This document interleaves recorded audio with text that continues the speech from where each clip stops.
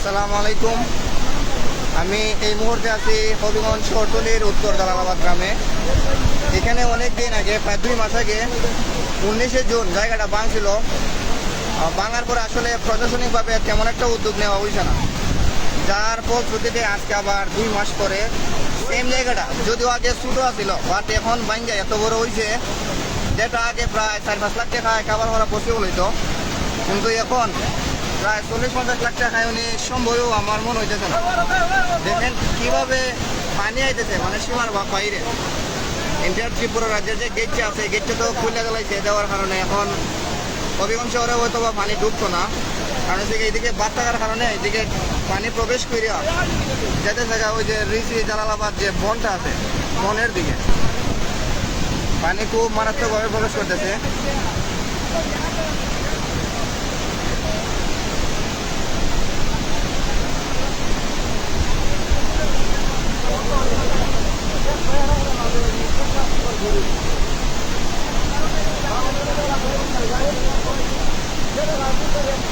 দুই 2024-25 সালের বাজেট অনুযায়ী দেখছিলাম যে শহর প্রতিরক্ষা বাদের জন্য বা পানি উন্নয়ন কর্মকর্তা বোর্ড যে আছে, ওইটার লেগে 1127 কোটি টাকা দিছিল, কিন্তু আসলে এইসব টাকা কই যায় আমি জানি না।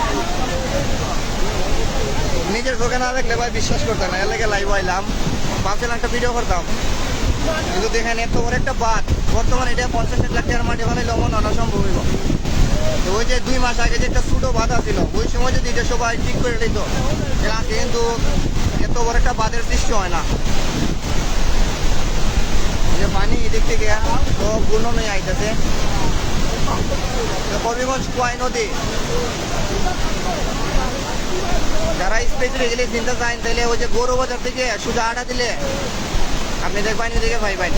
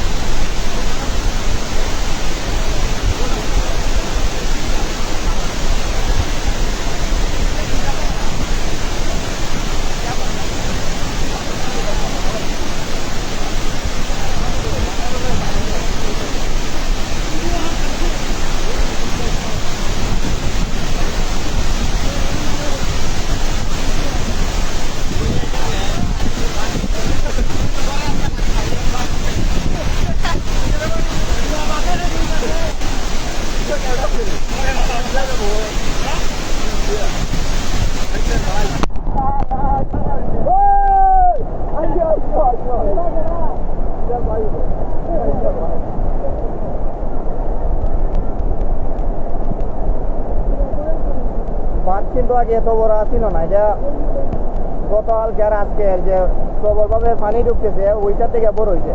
এখনো বাংলার আরো সম্ভাবনা আছে, যে জায়গায় দাঁড়াইছে এই জায়গাও কিন্তু ভালনারেবল হই, যে কোনো সময় যাইব ভাঙ্গিয়া।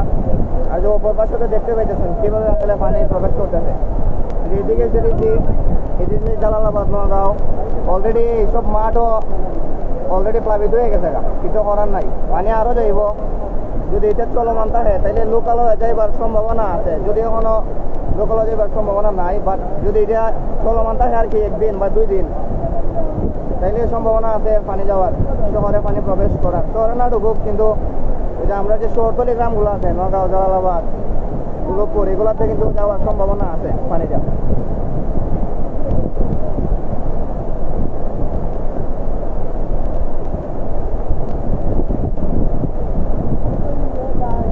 কালকে এখানে ওই যে পানি উন্নয়ন বোর্ডের কর্মকর্তারা যারা ছিল, তারার উদ্যোগে আর কি গত 19শে জুন যে সময় প্রথমবার বাঁধটা ভাঙছিল, তারা কিছু বাঁধ দিয়ে চেষ্টা করছিল, কিন্তু ওই সময় তাৎক্ষণিক প্রতিক্রিয়া না দেওয়ার কারণে এখন দেখা গেল বাঁধটা এত বড় হয়েছে, ভাঙ্গা শেষ।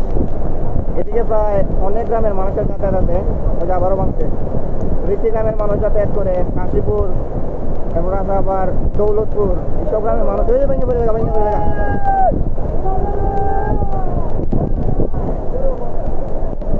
কারেন্টের তারও লেগে যেতেছে গাড়ি, কি জ্বালাইছে বললাম ও তারে না নিতে থাকা তার ও কারেন্টে চালু হয়ে গেছে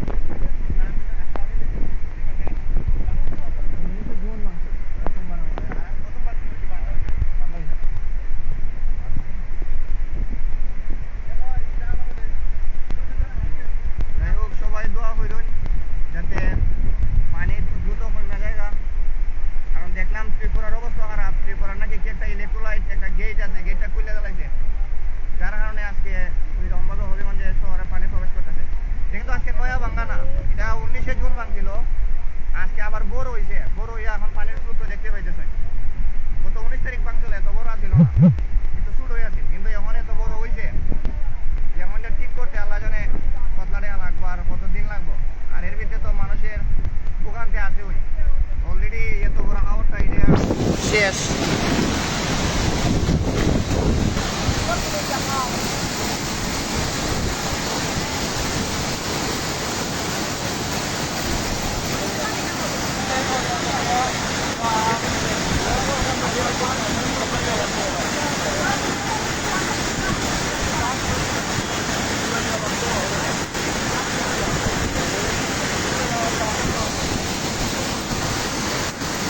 সবাই দোয়া করবেন যাতে আল্লাহ এই পরিস্থিতির অতি দ্রুত একটা সমাধান করে দেয় এবং এগুলো আমরা আজাব থেকে যাতে বাচ্চা থাকতে পারি।